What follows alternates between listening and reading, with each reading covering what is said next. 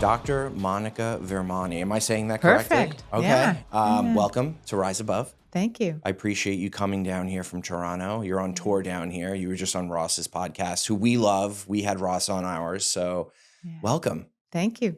You are a psychologist. I'm a clinical psychologist. Specializing in mood. Let me see if I get all this right. Mood, stress, anxiety, and trauma. Yes. Yes. Perfect. Okay. Well, welcome. You also have a TED Talk out there. Yes, I do. You wrote your own book. Yes, I have. And you are a founder of a company. Yes, I am. I do corporate wellness as well as a private practice, specializing in stress, mood, anxiety, and trauma.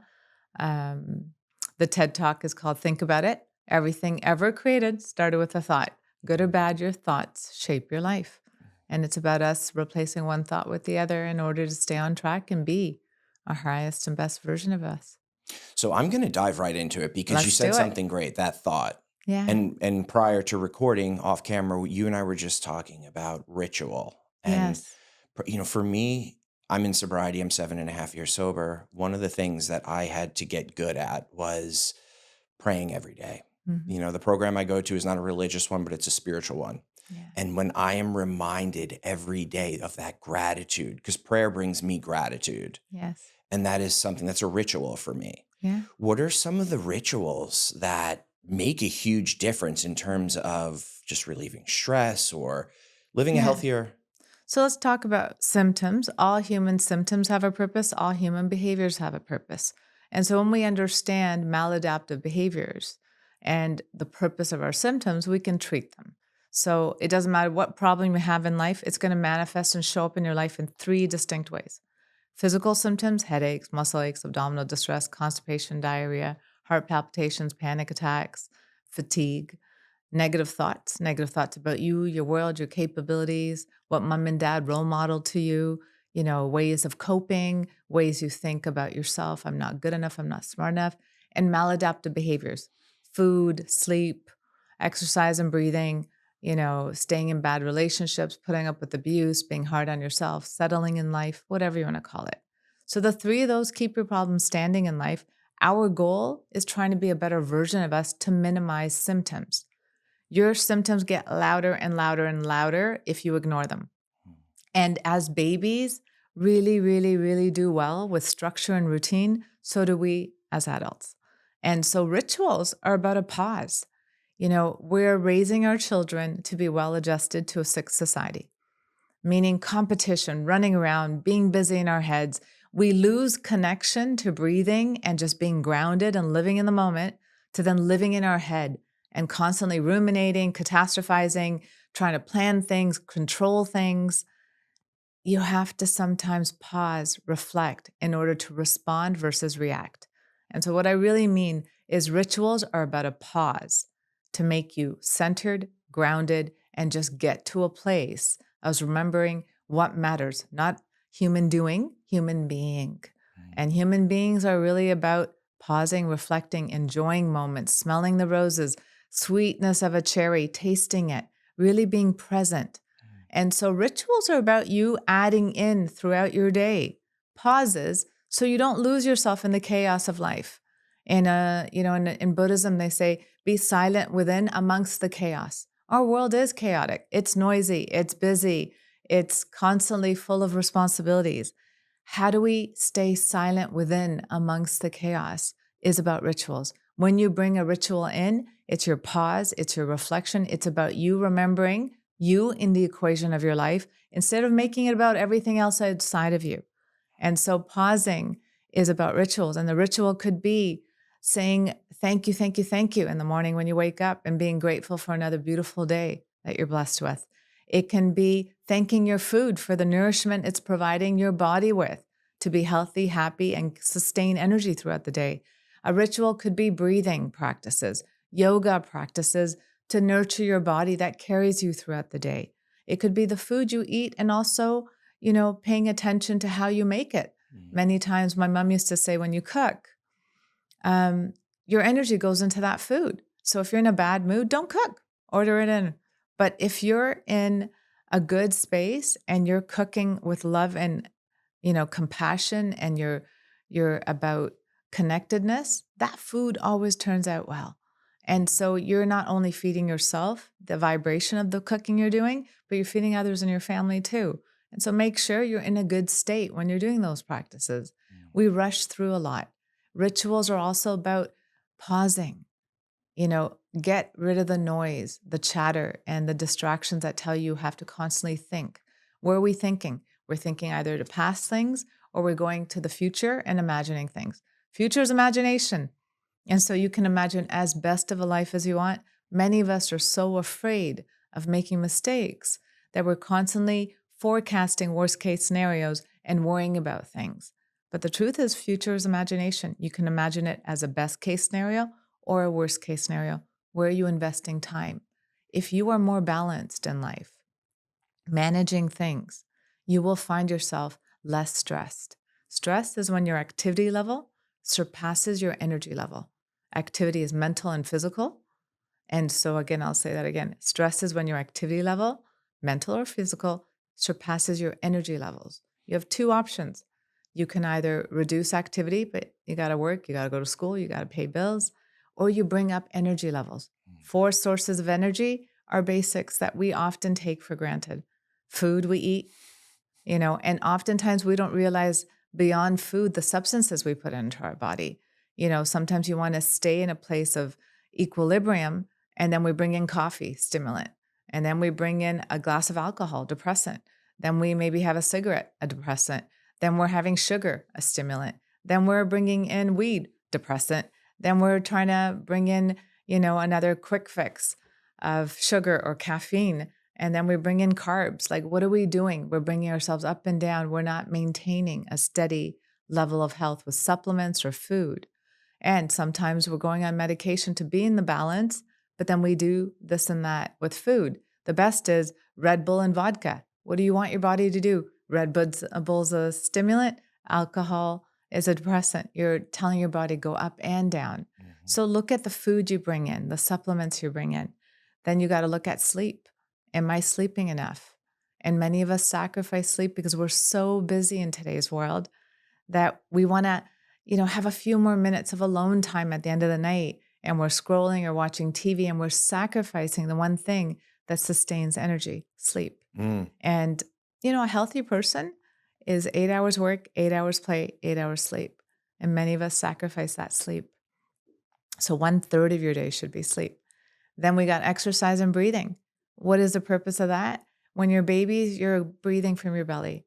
And then as you grow, you do short and shallow breaths because you're anxious. You're living in your head more than in your body grounded.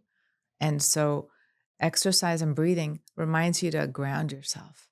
When you're doing cardio, you're doing weights, you're doing yoga, it forces your breath to be back to the belly, back to a state of groundedness. You're not just reinforcing the mind. And then the last one is a calm state of mind, dealing with things. As a clinical psychologist, you show up in an office and you have an hour to talk about yourself and work through whatever you are bothered by, whether it's a relationship, self-scrutiny, judgment, criticism, not feeling good enough, imposter syndrome. All of us are perfect and a work in progress. You got to pause, reflect, and look at what's going to bring me a calm state of mind. Pay my taxes, be a good person, be happy in my relationships, or remove myself from guilt, shame, and blame, which many of us carry. And so rituals are about you reinforcing those four things: food, sleep, exercise, and breathing in a calm state of mind, and bringing in pauses to enhance joy. Many of us forget you are born alone, you die alone. You literally take your first breath in alone and your last breath out alone. And so it's an individual journey amongst a collective, but we make everything about everybody else. And so we lose ourselves in the equation of life. Rituals bring you back to yourself. Whether the ritual is eating a piece of chocolate every day and just savoring it. It could be playing with your pets or your child and really being present. A ritual could be having a phone call once a week with a parent to just say, I love you. A ritual could be hobbies, interests, making time for that, reading a book at the end of the night, spraying your pillow with lavender so you sleep well at night. Rituals can be little things like lighting a candle, in an altar. It could be praying before you eat. It could be just being mindful with doing one thing with complete presence instead of always being distracted. Rituals bring you back to yourself. And many of us don't realize we spend a lot of time disconnected, whether we're disconnecting through substances or disconnecting through distractions, overworking, technology today, Mm. being so busy that we don't have time to just go within and just savor us. Hey guys, quick update. Every Monday night, I host the Rise Above Recovery meeting. It's an open meeting for any addiction, alcohol, drugs, gambling, food, whatever you're struggling with, you're welcome here. To get the meeting link and weekly updates, just email me at kevin@riseabovepod.com and I'll add you to the list. Also, if this podcast has helped you, please like, subscribe, or leave a rating. It helps us continue to spread the message of hope. Lastly, if you'd like to go even deeper with Rise Above, check out our Patreon. Supporters get access to live interviews and can chat with guests after the interview. Thank you. You said so many great things there, and I want to try and remember Yeah. all of the talking points that I wanted to bring up. But I think first and foremost, taking that pause, Yeah. that I feel like foundation, especially when, your actions with addiction, and I'm specifically talking about addiction because, obsessive compulsivity, Yeah. take drugs and alcohol out of my life. Then, for me, I went to a 12-step program and, went through my resentments, went through where I was wrong, making amends and finding a new way to live. And that means completely revamping your thinking. And something I always used to do, even while doing those steps, when someone, let's say I'm dating someone and they do something that really bothers me, Mm-hmm. I used to react right away and let that emotion. And I learned in recovery through, I go to therapy, the whole gamut. What I've learned is that just take a couple minutes and take a pause, because my initial reaction, like what I will do later in a couple minutes, is completely different from what my initial reaction would be. And it Mm-hmm. creates less chaos in my head, makes it much more manageable. The situation is easily digested in my head as well. Yeah. And then the rest of my day goes smooth as well. You talked about being present, Yeah. not thinking about what happened yesterday. Maybe I should have reacted this way instead of that way, if I said this or did this. And then even the future, fear of, am I not going to be successful? Fear of, am I going to be alone forever? Or fear Yeah. of, am I going to get that job? Whatever it is. And that has robbed me time over time of, it's about the journey, not just the destination, being present and interact. Last week I was with my father. Uh-huh. Now my parents live in New York. I'm in Florida. I see them every few months. And when I'm with my parents, I like to stay present because I want to savor those moments. Those are memories. They're going to kill me for saying this, but they're getting older, right? Yeah. And I want to make sure that I create those memories that I'm going to be holding on to forever. And I'm living in those memories and that present day. You know, I think I fall short in almost every area except for the alcohol drinking and cigarette smoking. Mm-hmm. I feel it. My diet is not the best. And I know I've been saying this for a while. Like, I work out, I have my morning rituals, but what I eat, I will go back and forth. I'll say, okay, well, I've been eating pretty shitty for the last few days. I'm going to make grilled chicken and broccoli tonight. Yeah. And I'll go back and forth, but I feel it. The fried foods, the what is it? Seed oil. Yeah. It's, the inflammation in my body, and that impacts my mood. That impacts my behavior and even will sidetrack me from taking that pause. And it all really just comes together. So let's pretend Yeah. a client of yours comes in and their life is in complete disarray. All right, let's say Kevin Lanning comes into your office and I'm in complete disarray. What you just said could be overwhelming, all of that. And I know you're not hitting everyone with that. No. You're obviously just showcasing to the audience what you do and practice and whatnot. So what would be a great first step for someone who came into your office and their life is in complete disarray? What are some of, just different tactics or tools, small tools, Yeah. easily digestible tools that they can implement in their life? The basics are understanding that we live with all our symptoms within us. And like I said, symptoms are physical, negative thoughts, and negative behaviors we do. But when you're overwhelmed and you show up in my office, the first thing is about you figuring out what's going to make me happy. You're here because obviously something's making you unhappy, if you want to call it. Now, I always say if I had a magic wand, I can take away all your problems. Where would you like life to go? I want you to imagine, your ideal work scenario, social life, intimate life, self care practices, and spiritual practices. Spirituality to me is not about religion or God. Spirituality is you connecting to your spirit, yourself, you loving your own company. And many people say, I'd be happier if I can just enjoy my own company and not always feel like I'm missing out or need to be out or need to work too much or constantly running after money or running after, relationships being better in my life and people pleasing. We know what we want for our ideal life. We just don't pause enough to reflect, to see the vision of it. If you can envision your ideal life, you've got it. So 3D and 5D exist in the same time, meaning what you're living, if you can envision a better version of you, you can reach it. And so recognize that again, if I just wave a magic wand and take away all your problems, whatever you think they are, where would your ideal life look like? How would you eat? How would you live? How would your relationships be? What would your money life be? How would your balance be? How would you show up for yourself every day? And how would you uplift yourself and others every day? What would your ideal version of you be? And sometimes it's as simple as just pausing to name what problems are holding you back from being that person. Name it, then imagine a better life, and then come up with actionable baby steps to get there. And there you go. We got a better life. The key is we don't know how to bring actionable steps when we can't name the problem and we can't figure out what symptoms are holding me back. So realize one thing, everybody has symptoms.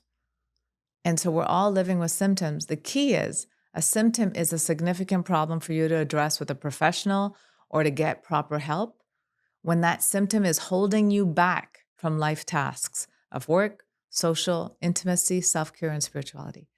If your symptoms are holding you back from being where you want to be, you need to go outside of yourself to get help.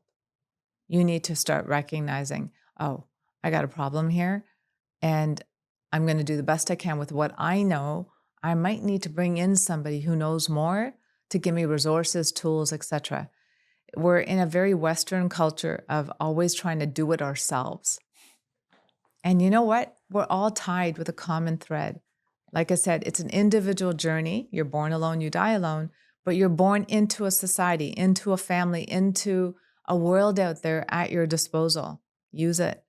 And we do the best we can with what we know. What I knew in grade 3 was great, but when I'm in grade 5, I know more. And so go beyond yourself to constantly learn from the resources, the people, and you will find you're expanding your knowledge set. You're expanding your toolbox, as I call it, to be a better version of you. What tools do you need so that you can eat better? What tools do you need so that you can think better? What are you carrying that is not serving your highest and best that maybe you need to do EMDR, eye movement desensitization processing, so that I can help you clear up memories from a traumatic event, or I can help you forgive yourself for something that you're ashamed of, that you constantly carry with guilt, shame, blame. We all carry layers of guilt, shame, blame, and it's about us learning to clean up what we carry that doesn't serve our highest and best or better. In an office, the hardest part is getting there because we have all these stereotypes about therapy and, getting help. But once you're there, you realize, wow, I have an hour to just unpack my baggage, sort it out, and come up with actionable steps to be better. Because who are you being better for? Not me, yourself.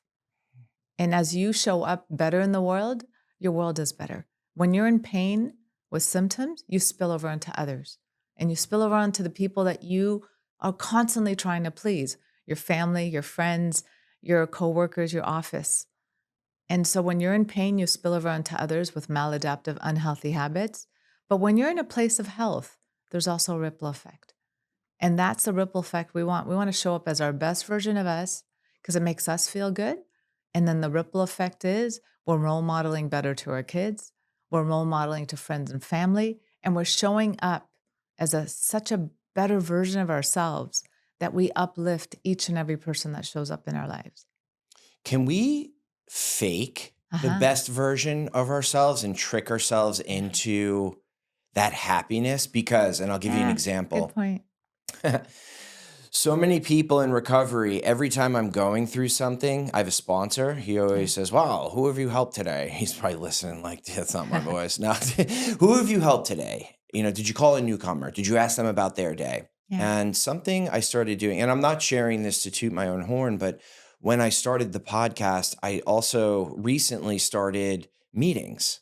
I don't Mhm. get paid for these meetings. I just hold meetings for people who are struggling with some kind of addiction. Mhm. And it has helped me significantly in my life. Yeah. Like every other area of my life has improved. And I'm going to be very honest. I didn't wake up one day and say, yes, I want to start a meeting. Yeah. I'm like, wow, I want to feel better about myself. It was almost like a selfish act. It's okay And because I always tell people, bring people joy and you get joy back. so I did it against my own will in the beginning, knowing it was the right thing to do because someone else told me it was the right thing to do. Mhm. And then I started to show up like that in every other area. And I wasn't as selfish in other areas, maybe friendships, family relationships. So is that, have you heard of scenarios where people, Mhm. have kind of faked it until they made it, essentially? I think we all do that. Whether it's going to school and trying to feel like I'm capable, or it's getting your first job and trying to show up and be the role that somebody's hired you to be. We all have imposter syndrome. We all worry about not being good enough. And with practice, you exercise the muscle, it grows. And so the more you're doing something, the more you fill that role. The key is, yeah, I think fake it till you make it has its place for everybody. But what you also want to make sure is that you're not faking trying to be healthy when you're not, because the only person it hurts is you. Mm. As a therapist, I'm only as good as somebody allows me to be. Meaning, if you're holding back and you're not being vulnerable and you're not really unpacking your suitcase, who are you hurting? Me? Not really. I'm going to still have my hour with you, and the next person's waiting. That hour is for you to self-care, self-love, and you need to show up for yourself. Then I can help you facilitate that process to do my best to help you get further in life. And so therapists are only as good as the patients allow us to be. And then secondly, who are you living for? Like I said, you're born alone, you die alone. We're not here to please everybody outside of us. We're here to be happy with the person that we see in the mirror in the morning. And who do you want to be? Are you happy with the character you are? Are you happy with the way you live your life? And if you're not, why are you choosing that? Remember, it's a choice. And sometimes, yeah, I tell people, okay, well, you got some bad habits instilled. You're not coming to me at 5 or 6, that age. You're coming to me at 40 or 50. Well, let's look at your bad habits. And so if you have a tendency to relapse over and over with this bad habit, whether it's an OCD one or it's alcohol or drugs or abuse or anger, well, let's come up with a new strategy so that we can change that habit. We're creatures of habit. So, when you say fake it, sometimes you do want to find actionable steps and plans to fake a new life when inside all you really want to do is something else. And that something else is coming from habit, role modeling. Maybe you had a parent who was role modeling, not communicating, alcohol, drugs, abuse, and you're fighting the urge to repeat something that's just habit now. Mm. I had somebody once say, freedom is not doing what you want to do. I'll say that again. Freedom is not doing what you want to do. Sometimes, your anxiety disorders or your depression or your maladaptive alcohol and drugs or, porn addiction or video gaming, sometimes you are so in the habit of doing unhealthy habits that freedom comes from not doing what you really want to do and choosing a path that you know in your head is for your highest and best or better, that is more productive, that is more helpful, that is more kinder, that is you showing up for you in a better version of you. Mm. We need to sometimes imagine ourselves as better, but we need to slow down to see what that looks like. When we're constantly running around, you're in reactive mode, Mhm. automatic pilot, and you need to take time to come up with a new actionable plan so that you can break automatic pilot. And that means faking healthy when you're in unhealthy states. And so, yeah, it does work, but it needs practice, it needs discipline. In psychology, we call it exposure therapy, where you come up with gradual baby steps to get to your goal. And then you repeat it. You need to do it 3 to 4 times a week so that it becomes a new habit. And you need it to be prolonged, meaning it can't just be a minute or two. You have to sit with something that is uncomfortable long enough that you can get over the hump. And so whether it's a fear of driving, stopping to eat, healthier foods than unhealthy foods, whatever it is, you want to expose yourself to healthy baby steps for success. Many of us are really hard on ourselves to want everything yesterday. And that's one reason why we get overwhelmed and anxious. And anxiety and fear is self-doubt. I don't know if I can handle it. I don't know if I can do it. So you don't have to do it alone. You have a whole world at your disposal. Bring in the help, bring in the resources, do whatever you need to bring in the person that might help you, support you, hold your hand through something. That's self-love. That's self-compassion. Self-love and self-compassion doesn't mean you have to do it alone. It means you're smart enough to bring in the people that will help you stay on par and path for you to be your best version of you. It's that asking for help. Yeah. So That's vulnerability. And yeah. what's vulnerability? You facing your shame, blame, and guilt. It's weakness. Owning it. The It's Western owning it. world, I know. it's weakness. But vulnerability is fun too. No, It's listen. love. It's swimming in it. It's swimming in forgiveness. Yes. It is beautiful when you get there. I was the first one before I got sober to say, you're vulnerable, you're weak. But now I'm also the first one to say, when I started getting vulnerable, Yeah. I started to become a better person. Mm-hmm. And I wasn't angry anymore. And it was okay. And those fears started to go away. You talked about imposter syndrome. You talked about asking for help. I worked at Google, and I would say arguably their training program is probably top tier in the world. When we first sat down in that training session, they said, I know what you all are thinking right now. You probably have imposter syndrome, and that's okay because we did too. Yeah. And then you also just talked about, you didn't say community, but like asking for help and having others around you supporting. Yeah. Once I saw everyone nodding their head in the training session, I was like, oh, okay. Find your tribe. I feel comfortable now. Like I'm okay and I'm not worried and I'm not stressed out. Another thing that Google used to do is you must ask for help. If you went outside of your job scope, it was almost frowned upon, asking for help. And it just goes to show if those training programs and the way that company operates are, implementing those practices, it's, there are definitely studies behind it. And whenever I do those things, my life improves significantly. And again, I go back to the unmanageability becomes manageability in my head once I start to do those things. You said earlier, now this is going back just a little bit, and I'm going to segue into something else, but you talked about the patient Kevin Lanning, the patient coming in with a very unmanageable lifestyle. And you had said a lot of the time it's coming up with a plan or coming up with a structured plan to find happiness in life. And like, what does happiness look like for you? Do you think a lot of the people that you see that are treatable potential candidates by you just don't know and can't identify what will make them happy? Therefore, if you can identify what will make you happy, then it's probably easier to identify the things that aren't making you happy, and it's easier to remove them Do you think just people aren't aware of? I think most people show up by identifying a problem, right? Okay, I'm in crisis, my work's an issue, or my relationship's an issue. We like to label things, it's our way of feeling control. And so, we label things. And when you show up in my office, you realize the labels go out of the window and it's not about fixing something. I have people say, I need to reinvent myself. No, you don't. You need to figure out what's going to make you happy.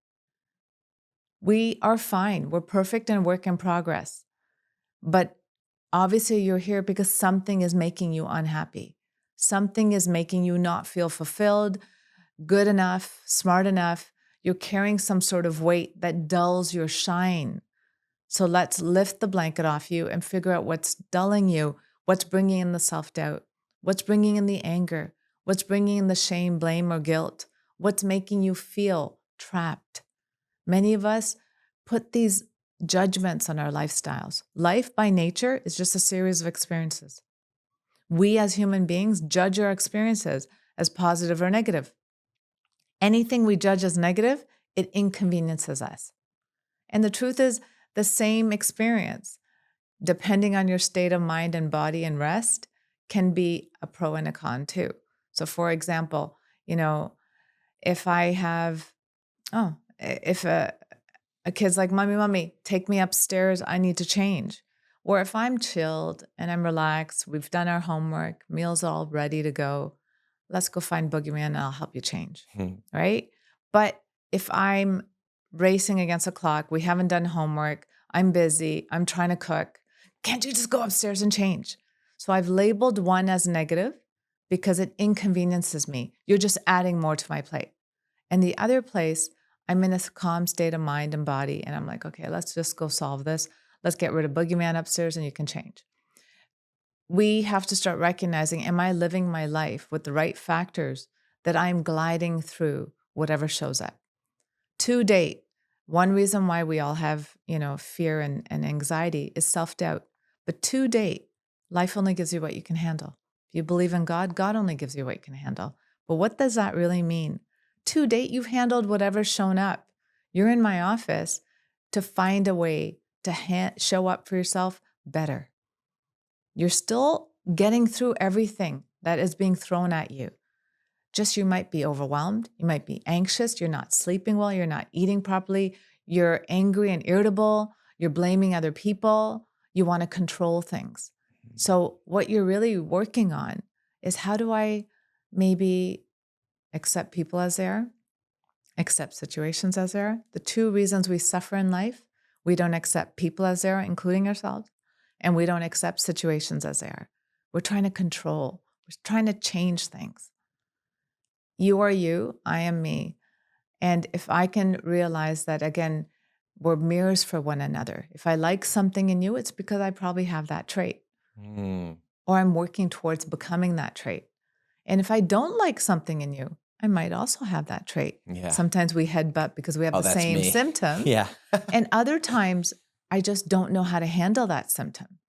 And so it's important for you to reflect, why am I reacting to people outside of me so negatively, so irritated, so anxious? Who am I trying to please? If you're in a state of being really good with yourself, everything outside of you is smoother.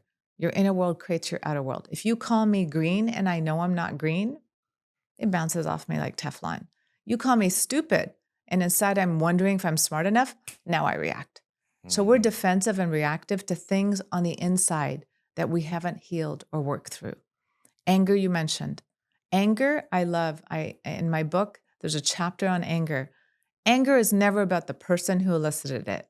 Anger is always about you and what gets brewed up or sparked in you. So anger, if you break it down, and I have an anger funnel I use in my book, where you want to break down anger, happy, sad, nervous are blanket words. They cover a lot of territory. They don't express or explain what you're really going through. So when I say I'm angry, we interpret it a certain way. But if underneath anger, I could be angry because I love somebody so much and I don't know how to protect them. Anger can come from feeling a loss of control, from being bored, from feeling lonely, from feeling insecure. Anger can come from feeling stupid, silly, not good enough, embarrassed, humiliated, saying the wrong thing. Anger can come from a place of protection, feeling victimized, feeling betrayed.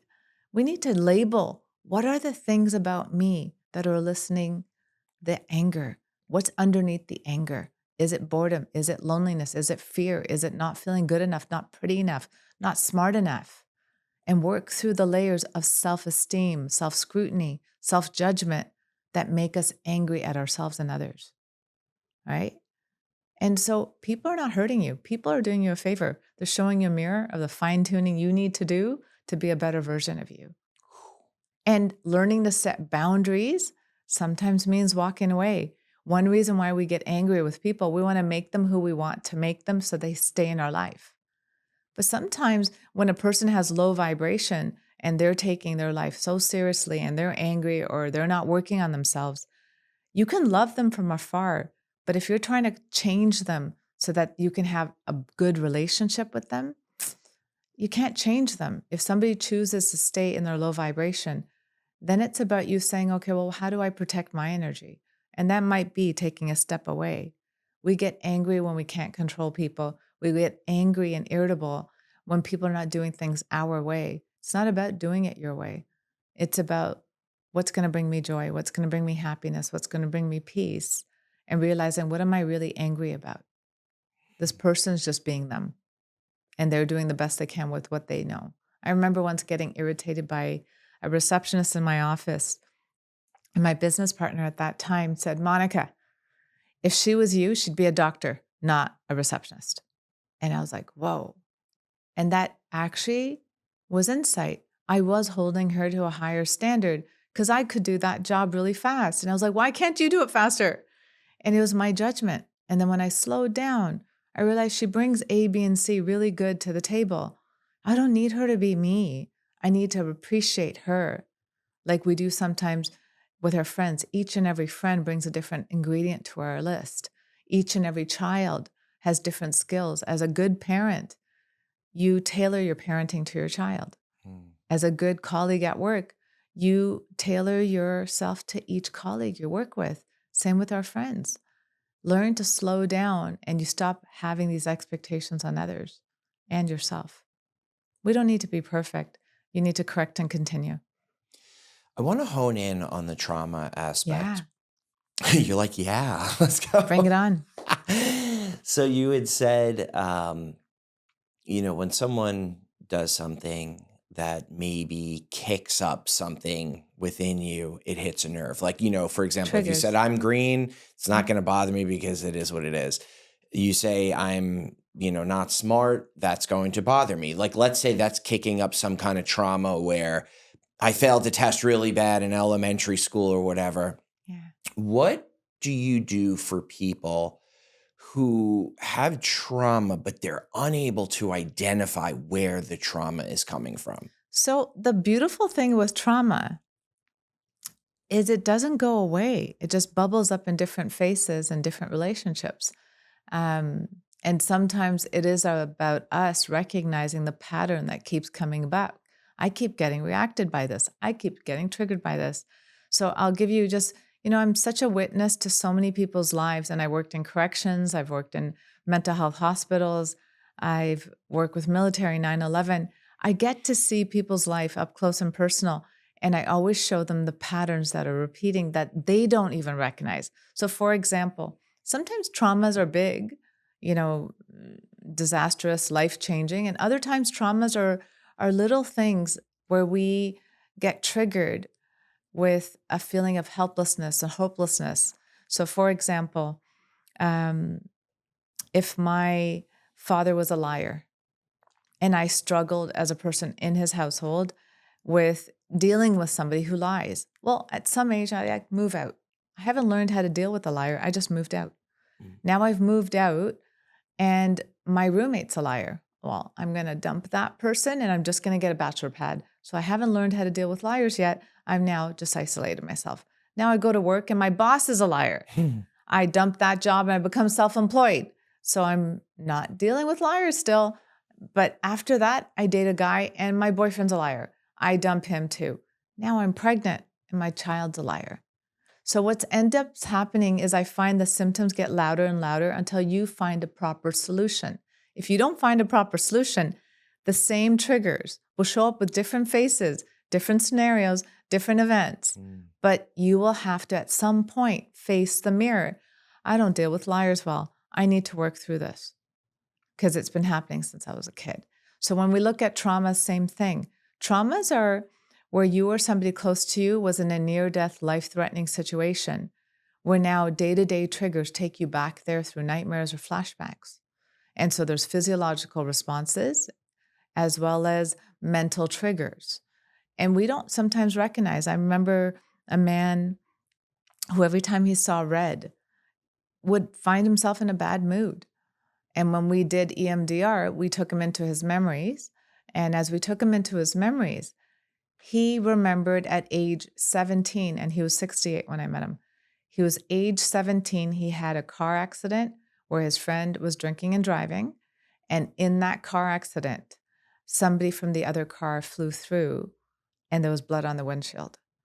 Since 17, red has been a trigger for him and he's had no clue. He's just fights through it, pushes through it. Then when we work through any guilt, shame, blame he had related to maybe allowing that person to drive or whatever, we cleared up some of the impacts of that trauma. And he realized red wasn't the problem. Red was just taking him back to unhealed business. Many of us don't realize, I have a lot of people come into my office and said, like, that happened so long ago. Why am I still not over it? Whether it's a relationship breakup, whether it's, alcoholism or it's abuse or it's parents that were dysfunctional and chaotic. It's not about how long ago it was. It was about you giving it space to heal, meaning having compassion for the child or the person who went through that bad period. Many of us are so busy doing. We never process pain. And so when you're in an office with a therapist, what you're really doing is sometimes just giving yourself 5 minutes to go, wow, that was really hard. I never realized how much I went through because I was so busy. I never saw my feelings, my mom's feelings, my, sadness, my grief, my anger towards myself, my anger towards them. And by just acknowledging it, you have processed it. By processing it, you let it go and you move forward. So when people talk about processing, we think pushing things aside and moving ahead is processing. No, it's not. You have to sometimes just have compassion. And what I find hard is we rationalize things as a way to move forward. It's just a coping mechanism. It's a defense mechanism. And so I understand why my dad was abusive. He was an immigrant. Maybe he had traumas in his life and he was a military person. We rationalize. I get why that person was abusive and I'm past it. I'm not being abused anymore. I'm in a better state. I get you've rationalized it, but have you sat down with the child who didn't understand that their parent was, had their own traumas and their own issues, and when they were in pain, they were spilling over onto others through abuse? Have you just had compassion for a child who didn't understand that every day was scared to come home, that was every day, angry or anxious or trying to find a way to get out of the house so they didn't have to be around, or they wanted their parents' love and didn't know how to get it? It's important for us to realize that it's about having compassion for situations that happen, even if we can rationalize why it happened, rationalize why people were hurtful or abusive. We can realize someone was sick and that's why they were treating us poorly. I have some patients with bipolar parents that are up and down in their mood, and you're walking on eggshells all the time. And, they understand it's a mental health issue, but that's still not fair to the child who had to come home every day to a parent that was up and down in mood, that wasn't getting the treatment they needed to be more stable. And so it's just holding yourself in compassion. We can't change what's happened, but we can reconceptualize what you've taken away from them. Like, I'm not lovable, I'm not good enough, I'm not smart enough, or, I don't matter. Because whatever you took from that scenario, you're repeating in different patterns throughout your life over and over and over again. by unhealthy relationships, or feeling abandoned by friends, or feeling, less than others, or constantly feeling the need to constantly do, and not stop because you're seeking validation. Somebody told me there's 3 types of people out there. There's lower vibration people that are takers. Then there's medium vibration people that are givers. And givers sometimes give from seeking validation and approval. You're not doing it just from an unconditional place. People pleasing. Yeah. And the third level of consciousness or higher vibration are uplifters. People that show up every day just to uplift themselves and others. You're not doing it for validation. You don't need someone to fill your bucket. You're waking up in the morning with gratitude, joy, and you're showing up to uplift yourself, no matter what you've gone through and where you've come from.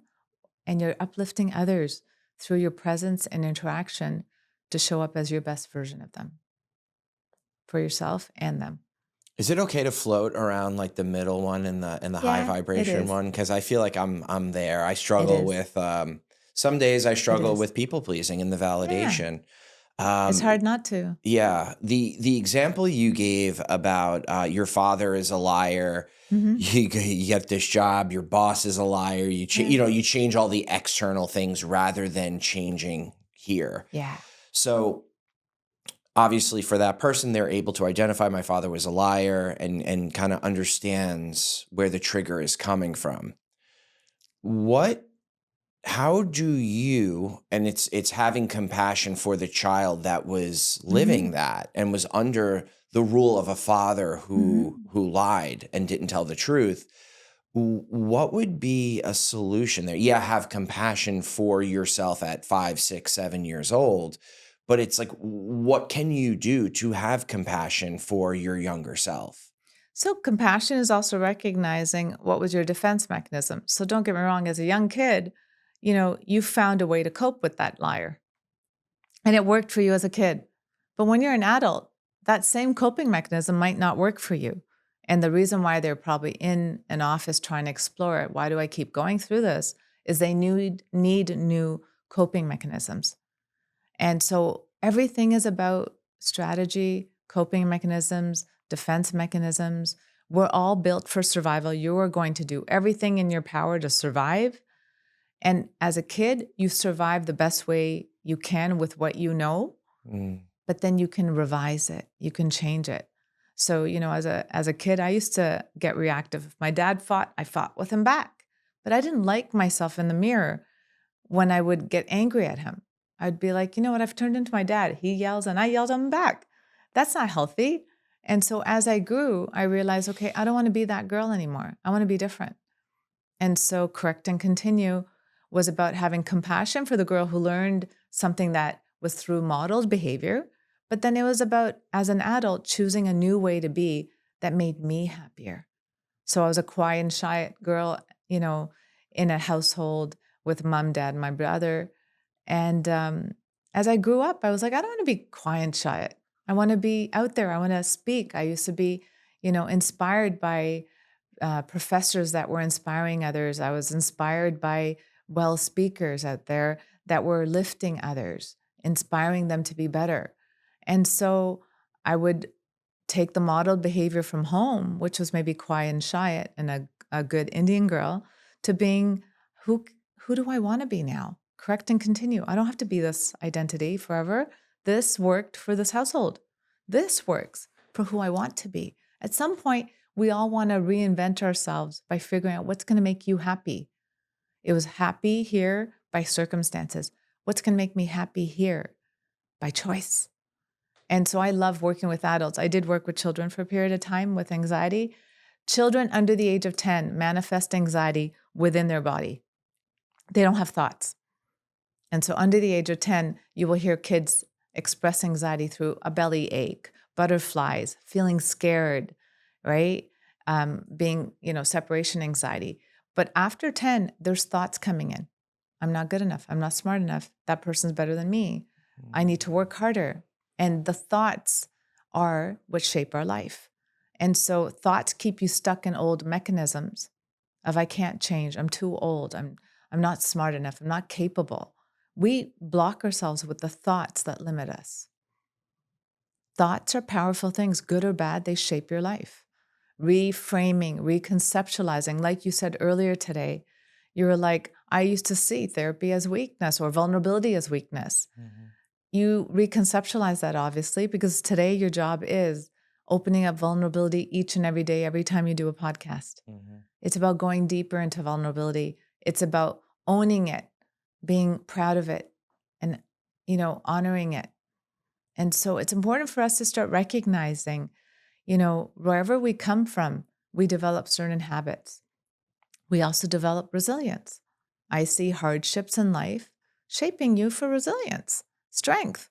Mm. Life only gives you what you can handle. And many people who show up in my office with severe traumas, they're seeing those traumas as breaking them, making them helpless, less than. And I try to reconceptualize it to show them the strength, the capabilities, and to do the best they can with what they have today. You might live with chronic pain after an accident, but what can you still do that you're taking for granted every day, right? Instead of envying the person pre-accident, can we look at here and now and celebrating what's still working versus what's broken? Mm. Can we move forward in how to make this better? Let's look at empowering ourselves each and every day. How do I be a better version of me? Don't get me wrong. I get irritated by my mom. I snap. I do things, but then I correct and continue. Even if you don't shine every day, it's not about being perfect. Mm. It's about being human. And so when I have a moment that's not the best version of Monica, I have a little bit of compassion that that wasn't my best moment. I forgive and forget myself that I don't have to always be perfect. And compassionately, I move forward by correcting and continuing. Mm. But come up with actionable steps so that you don't do that again. So you don't show up as your lesser version of you because you don't like being that person, right? Anger, irritability, these are signs that maybe you're not working on yourself enough. And triggers are part of everybody's life. What triggers are holding you back from living your life properly? Those ones you want to address professionally. And the ones that you can do yourself, create an actionable plan. If we don't plan for success, we don't succeed. That plan of action, those actionable steps make you come up with a new habit. Like I said, if I exercise this muscle as a kid, it's grown. Exercising a new muscle takes practice. It will grow, but you got to give it slow and steady, patience, kindness, and love. And remind yourself, not this one, right? How often do you come across patients who have been self-medicating with drugs and alcohol to deal and cope with the trauma, Yeah. stress, mood So swings? we use drugs and alcohol because they're numbing agents, right? They throw a blanket over your symptoms, as you call it. So do medications, antidepressants, pain medication. Um, Sometimes we self-medicate with sex or porn or food. Gambling? Food, yeah, Yeah. comfort foods. We just pick a different, avenue depending on what our mind rationalizes is good enough or okay, and by what works. And so many times we're not self-medicating with the intention to harm ourselves. We're self-medicating because sometimes it just got rid of something that was bothering me every day. So it alleviated a symptom of anxiety or your mind racing. It just brought you some ease. So many times we use drugs and alcohol, sometimes initially to take the edge off life. But when you're using something regularly, you need to use more and more to get the desired result because you end up developing a threshold that you need more to get that same desired effect. That can lead us down the path of unhealthy habits, your body not working out well, your mind now starting to get kooky. Regular use of weed can lead you to paranoia, disconnection from your family members. You're not communicating, you're not loving people, and you're numbing your body without allowing yourself to process the pain. We're not here to numb, we're here to experience life fully and completely. And we always need to remember everybody, doesn't matter who you are. You're married, you have good days, bad days. You're single, you have good days, bad days. You have children, you have good days, bad days. You don't have children, you have good days, bad days. We have good days and we have bad days. All of us do.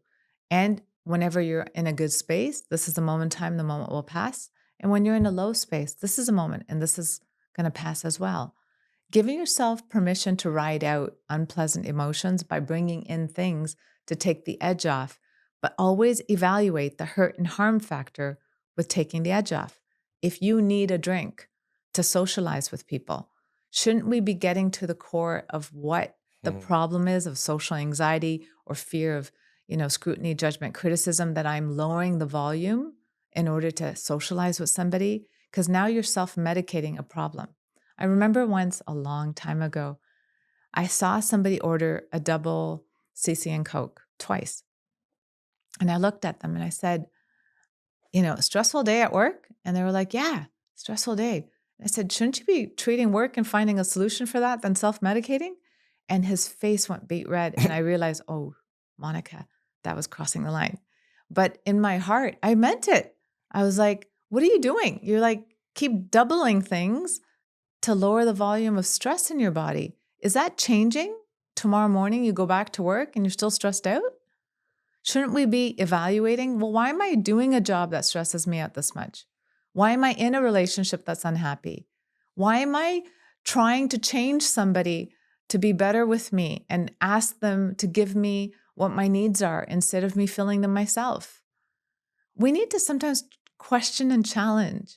Why am I numbing things than fully allowing myself to feel it so that I can actually bring actionable changes to be better? What percentage of your clients come in with a substance abuse problem? Like, just it's added on top of the trauma and obviously a much more Nobody severe. shows up saying, I have alcohol and drug issues. Everybody shows up saying, I have symptoms that I need to get rid of. And then at some point, we talk about maladaptive coping, and it shows up with food, alcohol, porn, drugs. And yeah, I do use this a lot, and it is turning into a problem. People don't want to admit what they bring in. And even like over the counter, it's amazing. We bring in substances of so many different types and we're mixing in things all the time. Many of us are trying to self-medicate versus really get to the problem of why is this symptom there? Like I said, all human behavior has a purpose and all human symptoms have a purpose. Your symptoms will get louder and louder until you deal with it properly. Alcohol and drugs is not dealing with it properly. No, It's it's masking numbing. it. Yeah. It's numbing. And guess what? You're not only numbing yourself, you're numbing your relationships, you're numbing your job, you're numbing your fulfillment in life. And, I have some people advocating, I should be able to drink once in a while. You got to ask yourself, why am I fighting for a drink than having a better life? Many people sometimes come into couples, and if one's gone through recovery and their partner's not, also on board with letting go of alcohol, it could be a trigger. It could be also, hard for that person not to relapse when they have a partner who's drinking here and there. Sometimes I always question, I'm like, why is it so important for you to still have a drink when you're in a healthy lifestyle with a great relationship? Why isn't it okay to let go of that drink? What is your attachment to it? And many times, if you're honest with yourself, your attachment to it is not that you like it. Your attachment to it is it gives you a symptom reduction if you're honest with yourself. Because the truth is, you should be fun, happy-go-lucky, and stress-free in your body without a drink or without numbing agents. And if you're not, what's going on? Do I need to exercise? Do I need to get more massages? Do I need to be more chilled about things? Do I need to do some CBT and reframe my thoughts about how stress is? A lot of people are overwhelmed because of their standards on themselves. I'm not good enough. I'm not smart enough. I'm not capable. We're so hard on ourselves. And what are you numbing? The standards and the rules that you place on yourself. Well, shouldn't be working on treating that than self-medicating or numbing. And if you're honest with yourself, you realize you have a problem. You just think you can deal with it on your own, right? Do you drink? Socially. Why do you drink? What does it do for you? I don't anymore is a problem. If you meditate a lot, and this is going to be an interesting one. You knew where I was going When I with was that. younger, when I was younger, it's a social thing. Yeah. And I remember when I was going through a cleanse, At the table, everybody was ordering a drink, and I asked for um, a water with a lime. The moment I chose water with a lime, 3 other girls on that table changed their wine drink to water with a lime. And what I realized, it's a conformity thing. Many times we go out socially and we're like, it's expected. Yep. But when I work with patients who have recovered and have let go of alcohol and drugs, they are choosing non-alcoholic drinks. They're doing a cranberry, they're doing a soda with lime in it, and they're feeling empowered to not have to be drunk. And, the silliness is funny. I remember once going to a party with a girlfriend, and I can be silly. I have my serious side, I have my silly side. And so, I was being silly and we were dancing, we were having a good time. And then at the end of the night, I'm like, okay, I'm going to walk myself to my car.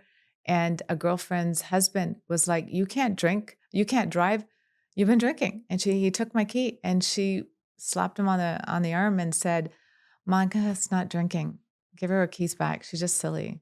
And moral of the story, sometimes I think we attribute traits to ourselves that I can only be this way with a drink. Mm, And the truth is, with or without a drink, you can be silly. With or without a drink, you can be social. yeah. With or without a drink, your body feels better without a drink. If you're really honest with yourself and you clean sugar out, processed sugar, or you clean out alcohol, your body feels great.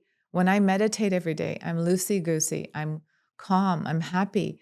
That if I bring anything excess, even cake, sugar, I buzz on the inside. I feel things that go off course, and alcohol's another one. If you're really honest and you're clean on the inside and you're feeling really good in your body and your organs are doing well, when you drink, you get a headache or you get a symptom of like constipation or something. If you're honest with yourself, that alcohol is a depressant. It does depress your central nervous system. And so if you're really loving your life day to day, you don't feel any need to. At a wedding, when somebody's like, cheers, I might do a cheers and take a sip, but I never finish it anymore because I don't see how it makes me feel good in any way. Same with excess sugar, unless it's a really good piece of cake, right? Mhm. Give yourself permission to start listening to your body. It is constantly talking to you.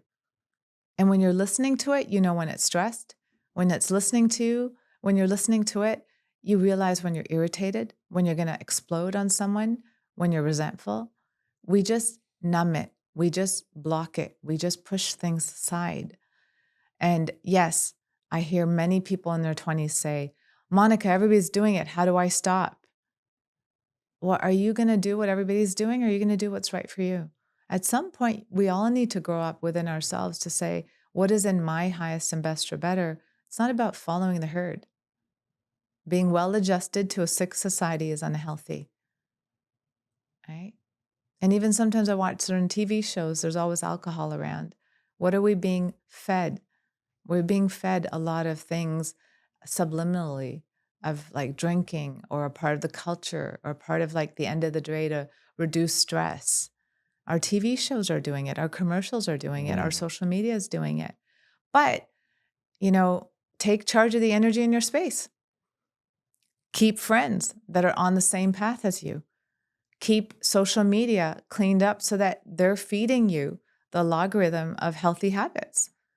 Stop watching things that are, adding to your dysfunction, adding to your anger, adding to your belittlement of I'm not good enough, right? And so, yes, we do it socially. But the truth is we eat socially too. And that's when you look at Overeaters Anonymous, they talk about the same thing. Are we eating to nourish ourselves? Are we eating for enjoyment? Are we eating to comfort? Look at the purpose of your behavior. What are you drinking? What are you eating for? Are you eating to mask something, to comfort something? Or are you actually just enjoying a drink? Or are you actually just enjoying a meal, right? Anything in excess will cause you problems. And so when we talk about social, if you really look at it, I think being healthy today has been, something we were talking about during the pandemic was interesting. I had really healthy people say, I find myself making a cocktail every night. This is a problem. It's every night now. And so where did that habit come in? Well, it turned into a fun thing to do at the end of the night to now being a daily habit because you like the desired result of it. Ask yourself, what's the desired result? What else could I do? And the person who I know that I'm referring to who stopped drinking started going into a sauna every night. He was like, I'm going to go to a sauna and relax that way and then come out of it, take a shower and watch Netflix. Ooh. What a nicer way to do it. He Mm. detoxified his stressful day with a sauna, right? There's so many things we can do. I have a patient who puts a heating pad on her bed before she goes to bed. She makes her nighttime ritual reading a chapter of a really good book, off devices, and she warms her bed with this heating pad, and she has chamomile tea, and she's given herself a ritual that takes the edge off and makes her ease into sleep. You don't need a drink. There's so many other ways to do it. Snuggle with your partner, your pet, call a friend, have a good laugh, watch a comedy show, make a dessert that really tastes good and feels good for your body. Light a candle, do a prayer, listen to a song. There's so much beauty in the world. Day to day, we're so busy that we've brought out of our life joy from natural things. Walking on grass outside, sitting in the sun, having lunch away from your desk. Give yourself moments of joy. And guess what? You're not stressed out at the end of the day. So you gave a lot of great advice, a lot of great, feedback on certain topics that I brought up. For the listener Yes. who is struggling right now, let's say with trauma, you know, let's say the whole gamut, right? Mood swings, trauma, anxiety. What would be one piece of advice? If you could just give them one piece of advice, what would it be? Don't give from your empty well, give from your overflow. Take care of you before you take care of others. We've lost ourselves in the equation of our own lives, and that's another reason why we self-medicate. Slow down, go in, take care of you, and be honest with yourself. Am I giving constantly to my work, to my family, to my friends from an empty place of unfulfillment, not happy, and symptoms? Or am I giving from a place where I've taken care of myself and I'm giving from overflow? When you're giving from overflow, it's a different energy than giving from a place of empty and needing your validation from it. Take care of you. Add yourself in the equation of your life. Make sure you're a priority and love yourself fully and completely and know you are worthy and deserving of taking that time to take care of you. Beautifully said. If people wanted to buy your book, Yes. where can they find your book? Amazon, on my website, drmonicavermani.com. The name of the book? Is A Deeper Wellness, Conquering Stress, Mood, Anxiety, and Traumas. And they could find it on, Amazon. On it in bookstores, but you can find it on my website as well. I'll link to Amazon. And there's an audiobook for some of those people who prefer, like ADD people might like to listen to it, or chronic pain patients. And so you can find an audio or buy it off Amazon. And your website is? drmonicavermani.com. And everything's there. I have events I'm doing, as well as articles I write for Psychology Today every week. I'm on the media, and so you get tons of information. I'm on Instagram and everywhere else on the social media world. And again, the reason why I do the little social media clips is the little rituals of pausing and reflecting to go inwards. I love watching little things or memes just to bring joy in the middle of the day. Learn to bring in little moments of health. You matter. Thank you so much. You certainly helped me today. Thank you. I don't know how long the pause will last today, but I'm definitely going to come out of here pausing and practicing the healthy rituals. So thank you again. And I appreciate you sharing your experience and your knowledge. And you're amazing. You help a lot of people as well. And super grateful for that. So thank you for coming on. Thank you for having me.